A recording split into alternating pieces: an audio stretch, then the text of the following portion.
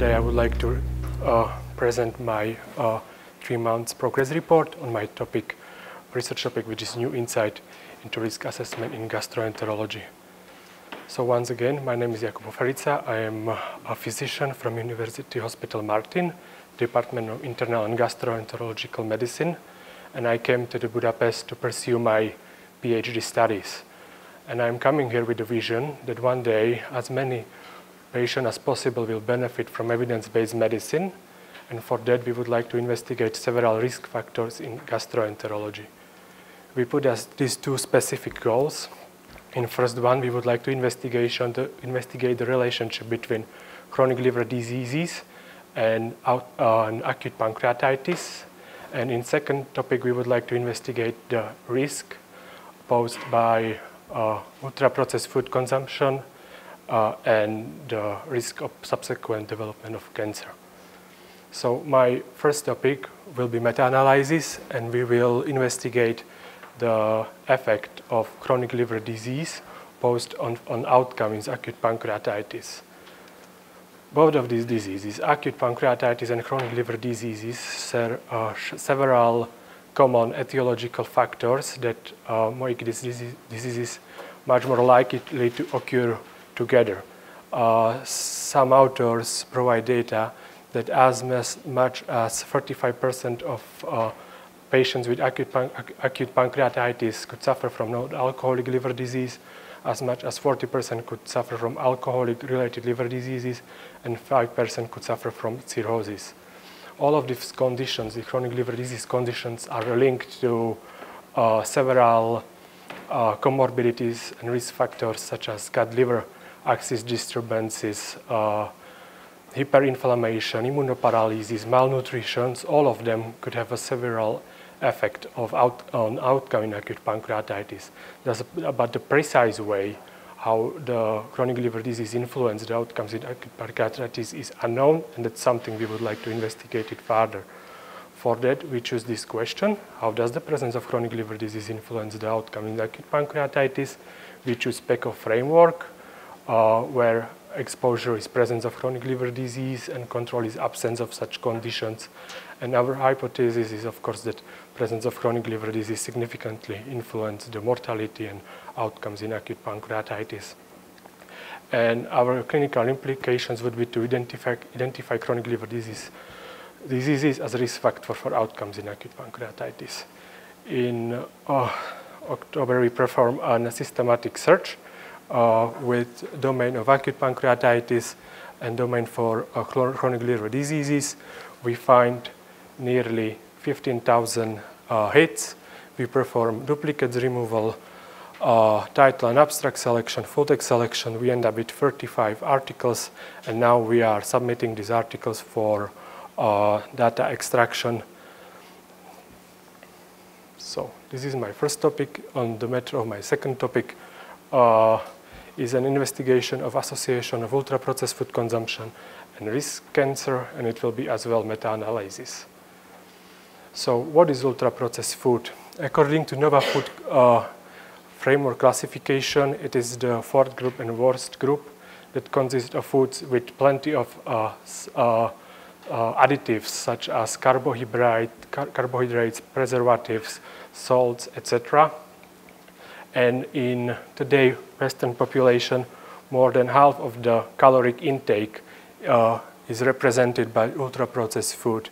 And what is really concerning is that the consumption of ultra-processed food was already connected to several diseases and conditions such as diabetes, increased overall mortality, depression, cardiovascular diseases, etc. But the precise links between ultra-processed food and risk of the cancer wasn't investigated well enough, and that's something we would like to evaluate and broaden our research. We choose this clinical question: if the ultra-processed food increases the risk of cancer, our exposure and control is different amount of consumption of ultra-processed food, and our hypothesis is that indeed the ultra-processed food is linked to the increased rate of cancer. And by this research, we would like to identify the novel risk factors for cancer. we perform a preliminary search. We found several thousand articles. We identify key articles, such as these do. All of them are basically prospective or multi-center studies with large population and statistically significant findings. There were several issues about this topic because about the poolability of the data due to large heterogeneity of reported ultra-processed food consumption. And that's something we work with statisticians closely, and we deem this is to be feasible to be pooled, and we proceed further with our topic. There is one Prospero registration, and this Prospero registration was already published as this meta-analysis.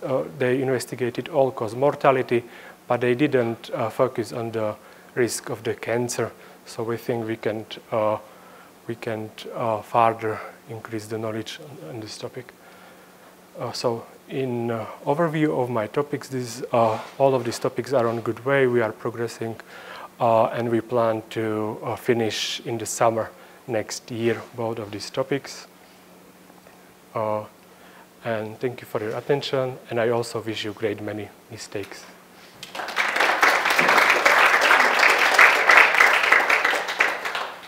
Thank you for your very good presentation. I would like to ask something about the second topic, because food consumption is something that is very harsh to analyze. And I was wondering if you would consider a food frequency questionnaire or 24-hour food intake. How did you plan these food consumption analysis? Thank you for a great question. We will depend on the studies that are done.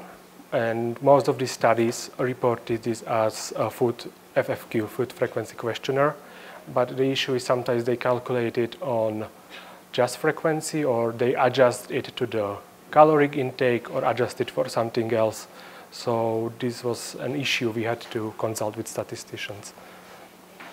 Great presentation. I just have a question regarding your second topic. I was wondering which confounders are you going to look at for the risk of cancer assessment? Another great question. Once again, we will basically look for what confounders there are in our studies. There are plenty. Usually, most like BMI, age, etc., comorbidities. But it will be dependent on which can be basically accessed through our articles. Thank you for the great presentation. I was just wondering about the second project. I have a related question. How did the studies separate the processed food from the ultra-processed? Was that the same line, or can that be done objectively? So, to an extent, yes. To a great extent, I would say, because there is this Nova food framework. Basically, this is a standard that, according to which the foods could be divided, and several experts created a board, and they decided for each study which foods belong to which.